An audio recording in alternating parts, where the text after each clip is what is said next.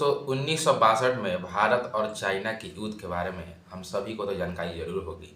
और जो युद्ध हुआ था, जो वार था, उसका रिजल्ट क्या हुआ, इस सब के बारे में हम सब जानते हैं।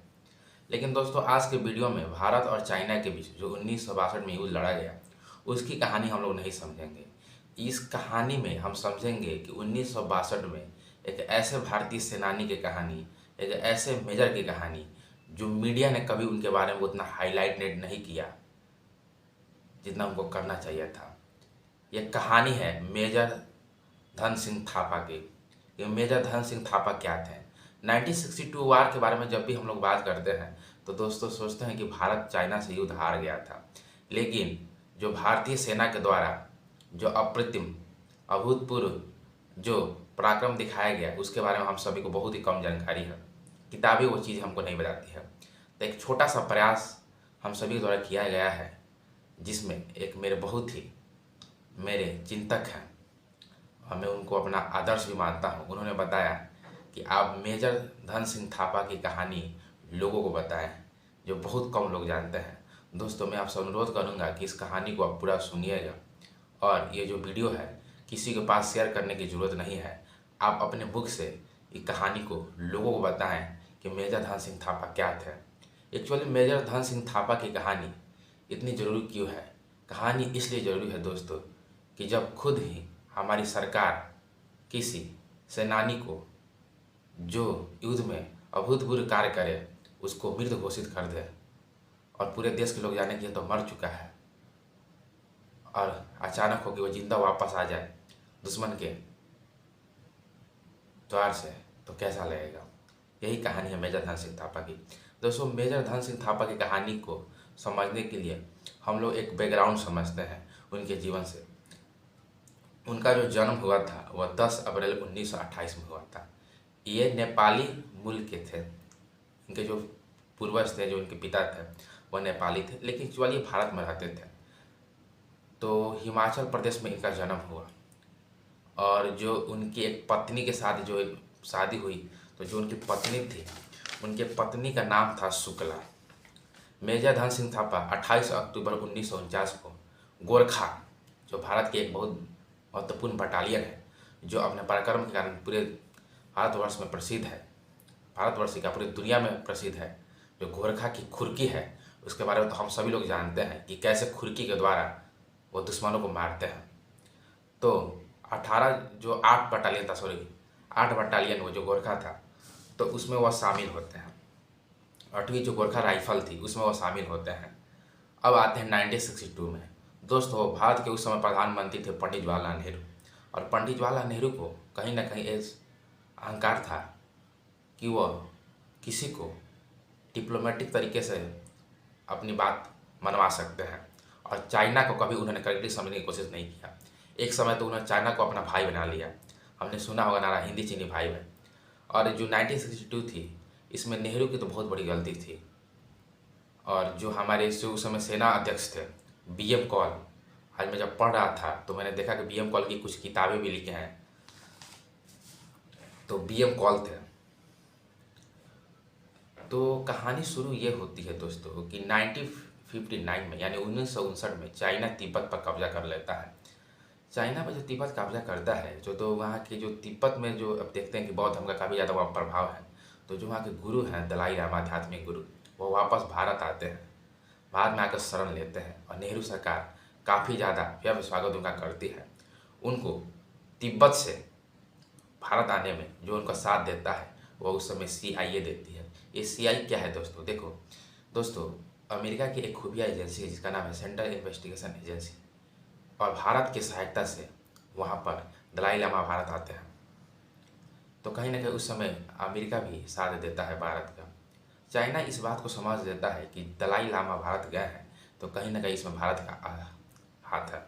और जितना तिब्बत में जो अपराइजिंग हो रहा था उस समय, यानी जो विरोध हो रहा था, वो कहीं ना कहीं चाइना को लग रहा था कि इसमें भारत का कहीं ना कहीं हाथ है। नेहरू इस चीज़ को समझते नहीं हैं, लेकिन जब बोलते हैं, जो भी सेना के कर्मचारी हैं, जो अध्यक्ष है, वो बोलते हैं कि आने वाले समय में ऐसा लग रहा है कि चाइना के साथ हमको वार देखने को मिल सकता है। बतौर प्रधानमंत्री वो सेना से सलाह लेते हैं कि आखिर हम लोग क्या करें। कुछ उपाय बताइए जो किया जाए। तो सेना के द्वारा जो सुझाव दिया जाता है दोस्तों, नेहरू इसको खारिज कर देते हैं। और खारिज करने के बाद एक नौकरशाह रहता है जो ब्यूरोक्रेट्स रहता है, वह सलाह देता है कि फॉरवर्ड पॉलिसी को लागू किया जाए। यह फॉरवर्ड पॉलिसी क्या है?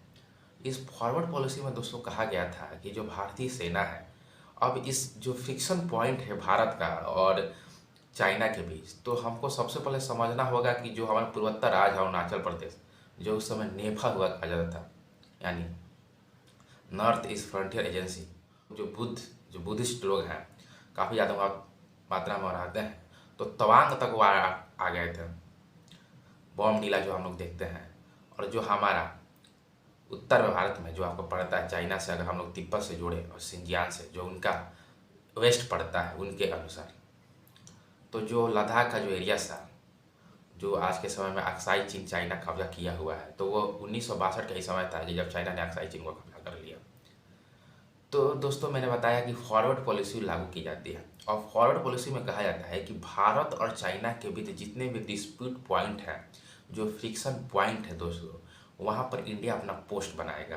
क्योंकि अगर अगर भविष्य में चाइना कभी भी अटैक करता है, क्योंकि इंडिया की जो अभी तक जो शुरू से और अभी तक जो पॉलिसी रही है, इंडिया कभी भी शुरुआत वार की नहीं करता है, तो नेहरू ये करता है कि हम लोग फॉरवर्ड पॉलिसी की तरफ जो इतने भी भारत और चाइना के बीच डिस्प्यूट एरिया हैं, यहाँ पर फ्रिक्शन पॉइंट लग रहा है कि यहाँ पर वार हो सकता है, वहाँ पर हम लोग अपना पोस्ट बना लेते हैं। अगर भविष्य में चाइना अटैक करेगा तो हम लोग उस पोस्ट पर पहले से रहेंगे और दुनिया को लगेगा कि तो भारत का हिस्सा है, और पोस्ट बनाना शुरू हो जाता है। दोस्तों 1961 में फॉरवर्ड पॉलिसी के तहत भारत पोस्ट बनाने लगता है लद्दाख के सब एरिया की तरफ। चाइना जो आर्मी सेना थी चाइना की सारी चीज़ों को देखती है, फिर भी कुछ नहीं करती है। जब ये बात नेहरू को पता चलता है कि फॉरवर्ड पॉलिसी के तहत हम लोग जहाँ जहाँ फ्रिक्शन पॉइंट है वहाँ पर हम लोग पोस्ट बना रहे हैं, और जो पीएलए है क्योंकि जो चाइना की आर्मी है, इसको पीपुल लिबरेशन आर्मी कहते हैं, वो कुछ नहीं कर रही है, तो नेहरू को लगा कि चाइना वार के मूड में नहीं है, वो वार हमसे नहीं करेगा। गलती यहीं पर होती है, वो चाइना को करेक्टली नहीं समझते हैं। अब दोस्तों इसमें इंटरेस्टिंग चीज़ समझिए क्या होता है। जो सेना की 4 बटालियन थी, उसका काम था, क्योंकि उनका काम था बॉर्डर पर पोस्ट बनाना, उनको नेहरू सरकार के द्वारा बोला जाता है कि जाइए आप बॉर्डर पर घर बनाइए, क्योंकि बॉर्डर पर आर्मी के द्वारा भी घर और बनाया जाता है जहाँ पर रहते हैं। अगर बॉर्डर फिल्म देखे होंगे तो देखेंगे कि बॉर्डर एरिया पर घर कैसे होते हैं। तो उनका काम दिया जाता है कि आप पोस्ट बनाना बंद करें और आप लोग जाकर घर बनाना शुरू करें। जब घर बनाना शुरू करते हैं दोस्तों, जिसका काम बॉर्डर पर देख रेख करना है, सरकार उसको लगा देती है कहाँ पर, घर बनाने में। अब कहानी में एंट्री होती है हमारे जो आज कहानी का जो मुख्य केंद्र है मेजर धर्म सिंह थापा की। कहानी में उनकी एंट्री होती है। दोस्तों अगर आप ज्योग्राफी के स्टूडेंट रहे होंगे या मैप या नक्शे की थोड़ा सा भी आपने अध्ययन किया होगा, तो एक बहुत ही फेमस एरिया है जो कोरोना के समय जो डिस्प्यूट का एरिया रहा भारत और चाइना के बीच, पेंगोंग लेक। पेंगोंग लेक के जो उत्तर में एक पोस्ट था भारत का, जिसका नाम था सिरिजाप पोस्ट उसको कहा जाता था। वहीं पर जो कमान था, गोरखा राइफल का कमान संभाल रहे थे मेजर धन सिंह थापा, और उनके साथ थे मात्र 28 जवान। क्योंकि जो ये पेंगोंग लेक है, कि पेंगोंग लेक को देखिएगा तो पेंगोंग लेक से ही एलओसी आपका जाता है, लाइन ऑफ जो एलएसी जो जाता है, लाइन ऑफ एक्चुअल कंट्रोल है, तो उसका एरिया चाइना की तरफ चल जाता है जो अक्साई चीन है, और वो तिब्बत की तरफ वो मुड़ जाता है। लेकिन पेंगोंग लेक के हिसाब से हमारे तरफ भी है, और उसमें 8 फिंगर पॉइंट है, 1 2 3 4 5, जो भारत पेट्रोलिंग करता है 5 तक, और 6 7 8 वहाँ तक चला जाता है चाइना में। तो जो पेंगोंग लेक है, उस पेंगोंग लेक के जो उत्तर में जो पोस्ट था, जो एरिया था उस समय सिरजाप, उस पर कमान दे दिया गया था मेजर धन सिंह थापा को। सारा एरिया है, ये चुशुल सेक्टर पड़ता है, जिसको चुशुल सेक्टर बोलते हैं, क्षेत्र है। दोस्तों जो 4 बटालियन थी, राइफल थी, जो उनको नेहरू सरकार बोल देती है कि जाकर बॉर्डर पर घर बनाइए, क्योंकि नेहरू को लग रहा था कि जब हम लोग फॉरवर्ड पॉलिसी के तहत बॉर्डर पर अपना पोस्ट बना रहे हैं, तो जो पीएलए है यानी पीपुल लिबरेशन ऑफ आर्मी है चाइना की, इस चीज़ को देख रही है लेकिन कुछ कर नहीं रही है। दोस्तों एक्चुअली होता क्या है कि 1962 का साल आता है, अब सरकार को 100% विश्वास हो जाता है कि वार का कोई भी गुंजाइश ही नहीं, चाइना के साथ हमारा कोई वार नहीं होगा। तो जो सिरजा पोस्ट पर कमान था, जिसका लीडरशिप कर रहे थे, जो लीडर थे वहाँ के, मेजर धन सिंह थापा, वो सरकार के पास एक लेटर भेजते हैं कि जो उनकी पत्नी शुक्ला है अभी वर्तमान में देहरादून में है उस समय, और वो प्रेग्नेंट है और वो बच्चों की मैंने बच्चे की माँ बनने वाली है कुछ दिनों में, तो उनको एक लीव दे दिया जाए। सरकार से वो अनुरोध करते हैं, रिक्वेस्ट करते हैं कि अब तो सरकार ही बोल रही है कि युद्ध होगा नहीं, तो क्यों ना हमको लीव दे दिया जाए। और दोस्तों आप सोच कर हैरान हो गए कि भारत सरकार उस समय सिरजाव पोस्ट जो इतना डिस्प्यूटेड एरिया था उस पर काबिज जो 18 गोरखा तराई थे, जिसका लीडर थे मेजर ध्यान सिंह थापा, उनके जो लीव था उसको सी है और बोलती है कि आप देहरादून चले जाइए। दोस्तों गलती आप गिनिए। पहली गलती की है कि चाइना के बगैर हमने शुरू में फॉरवर्ड पॉलिसी अपना दी। चाइना पहले सोच रहा था कि लद्दाख में तिब्बत में जितना भी अपराइजिंग हुआ है उसने चाइना भारत का हाथ था। दूसरा, फॉरवर्ड पॉलिसी के तहत हम लोग पहले पोस्ट बनाने लगे। तीसरा, चाइना जब इस कोई कदम नहीं उठाया तो हमने सोचा कि चाइना कुछ करेगा नहीं, तो हमने जो 4 बटालियन जो 4 बटालियन थी जो पोस्ट बना रही थी उसको हम लोग पोस्ट बना कर हटाकर भेज दिया कि जाकर बॉर्डर पर घर बनाओ। और जो सिरजाव पोस्ट था जहाँ से चाइना आसानी से एंट्री कर सकता था, पैगांग लेक से होते हुए चुशुल सेक्टर पर कब्जा कर सकता था, वहाँ का जो कमान था मेजर ध्यान सिंह थापा को जो रिक्वेस्ट करते हैं सरकार से कि उनकी पत्नी प्रेग्नेंट है और एक बच्चों को जन्म देने वाली है, क्योंकि सरकार ही मान रही थी, मीडिया में से खबर आ रही थी कि अब कोई वार का कोई कंडीशन दिख नहीं रहा है, तो क्या कर जाता है कि जो उनका छुट्टी होता है वो सेंशन कर दिया जाता है, उनको छुट्टी मिल जाती है। लेकिन दोस्तों अब इसी बीच 1962 में चाइना ने भी अपना पोस्ट बनाना शुरू कर दिया था। तो एकदम भारत सोचा कि चलो भी हम लोग अपना पोस्ट बनाने, वो लोग अपना पोस्ट बनाना। तो सरकार इस देखिए कि सरकार 100% कॉन्फर्म थी। लेकिन बीएम कॉल को पता ना हो, नेहरू को पता ना हो, लेकिन सेना को जरूर पता कि चाइना की सीमा के अंदर चल क्या रहा है।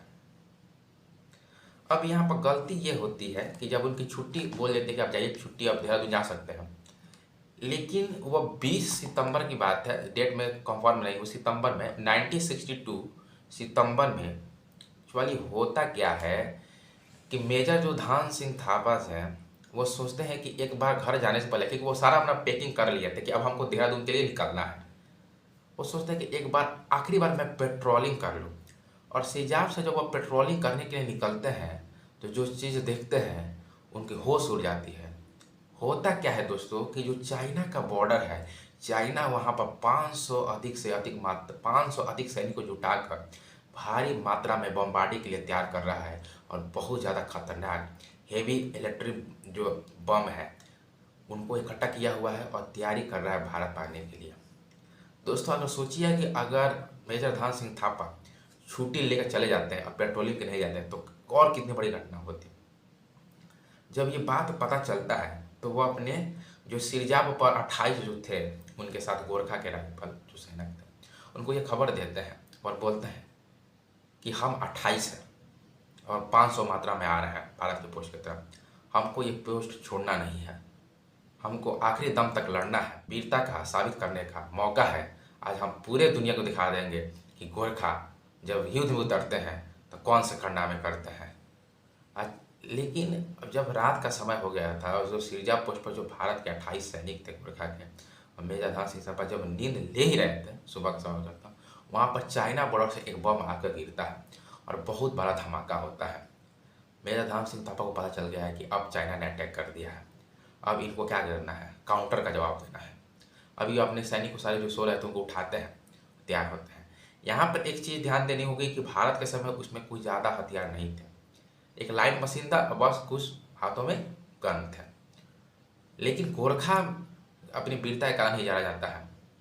और मैंने शुरू में बताया था उनके पास खुकड़ी जरूर होती है। खुकड़ी एक बता दें कि चाकू के जैसा होता है, काफ़ी शार्प होता है, तेज होता है, तो उसको वो क्या करते हैं काम में उसको लाते हैं। दोस्तों अब भारत और चाइना के बीच युद्ध शुरू होता है। पहले तो वह मोटर सेलिंग से बमबार्डिंग करते हैं पूरे भारत बॉर्डर पर।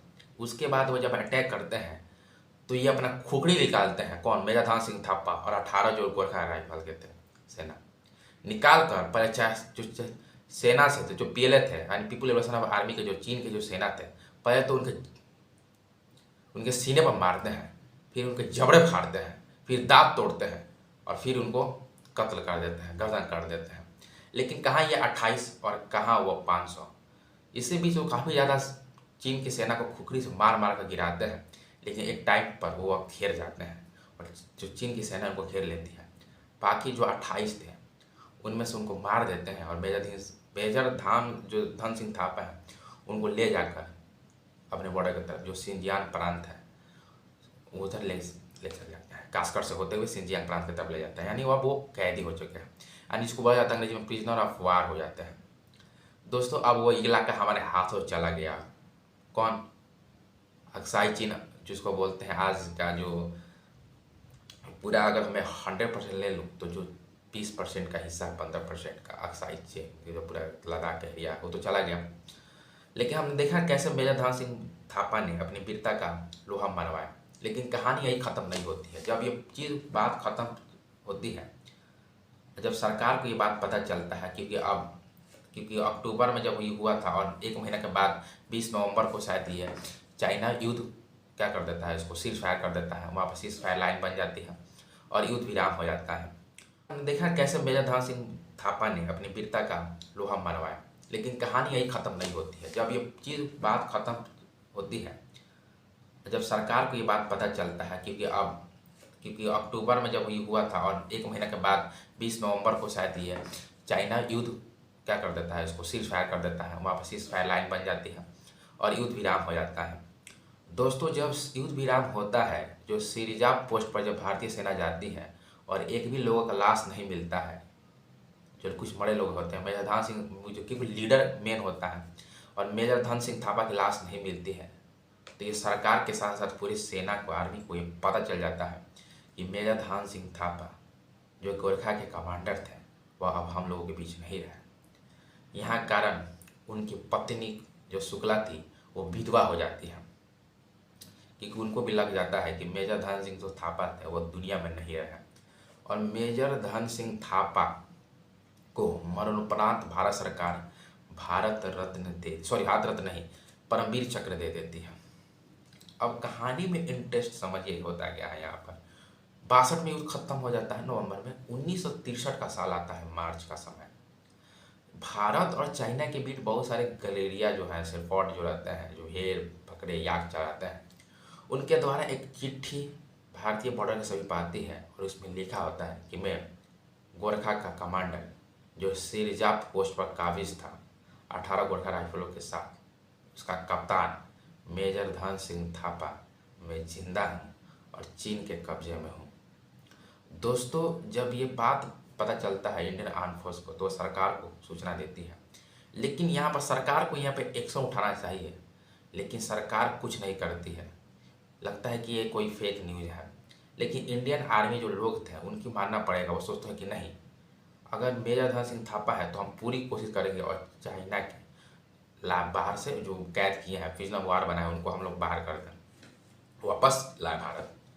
तो भारतीय सेना यहाँ पर प्रयास करती है और चाइना के पास पत्र वो लोग भेजते हैं कि अगर हमारे मेजर धन सिंह थापा आपके कब्जे में है तो कृपया आप उनको युद्ध नियमों के तहत बाहर छोड़ें।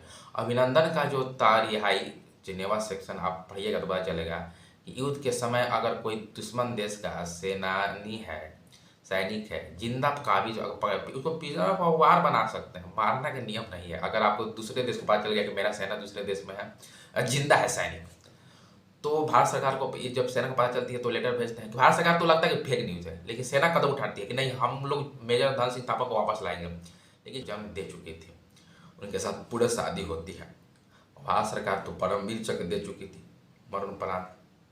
तो दोस्तों ये कहानी थी मेजर धन सिंह थापा की। और दोस्तों आपको जान के हैरानी होगी कि उनकी मृत्यु 2005 में हुई। वह रिटायरमेंट के बाद वह प्रत्येक साल 26 जनवरी को जो परेड होता है हमारा, जो आज के समय कर्तव्य पथ हो गया है, उस परेड में वो हमेशा शिरकत करते थे। एक 2004 की बात है कि जब वो रिपब्लिक डे परेड पर जाते हैं तो डॉक्टर उनको मना कर देते, क्योंकि उस समय उनका 77 साल के हो चुके थे। 77 साल के होने पर डॉक्टर, क्योंकि उस समय वो डायलिसिस पर थे, किडनी उनकी खराब हो चुकी थी, फिर भी वह परिवार की बात नहीं मानते हैं, परिवार के लोग बहुत रोकते हैं। फिर भी major Dhan Singh Thapa Republic day parade पर जाते हैं और वो बोलते हैं कि जो रिपब्लिक डे परेड पर मैं इसलिए नहीं जाता, मैं इसलिए जाता हूँ कि जो मेरे साथ 1962 में सिरजाप पोस्ट पर जो 28 लोग थे उनके याद के लिए मैं जाता हूँ। दोस्तों, ये कहानी थी मेजर धन सिंह थापा की। और मेजर धन सिंह जो थापा हैं, तो मेजर धन सिंह थापा के बारे में एक बात बताया जाता है दोस्तों कि उन्होंने कभी नहीं बताया कि मेजर धन सिंह थापा के साथ क्या किया गया। वो अपने बच्चों को बताते हैं कि जो मेजर धन सिंह थापा थे, जब उनको चाइना ने कब्जा किया था तो जो बहुत बड़ा बड़ा जो बर्फ की सीढ़ी होती है उनको चलना पड़ता था, जिसके कारण उनके पैर इतने बड़े बड़े फूल जाते थे। वो हमेशा अपने बच्चों से करते रहे कि मुझे एक हमेशा ज़िंदगी में ये खेद रहेगा कि मैं गोरखा का सेनानी होने के कारण मैं 28 लोगों की जो था उनका जान नहीं बचा पाया। वह हमेशा जो रिपब्लिक डे के परेड पर जाते थे वह रिप्रेजेंट करते थे वो 28 सैनिकों की जो सिरजाप पोस्ट पर मर गए। दोस्तों, मुझे उम्मीद है कि यह कहानी आपको समझ में आई होगी और ये कहानी आप तमाम लोगों को सुनाइए जो मेजर ध्यान सिंह थापा को भूल गए हैं। धन्यवाद।